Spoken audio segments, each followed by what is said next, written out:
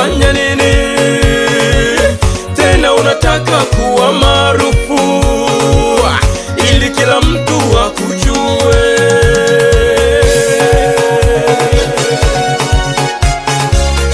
Ila mimi mwezio ninachokitamani, mimi kwa akili zangu ninachokitamani, nifike mbinguni kwa Baba nikafurahia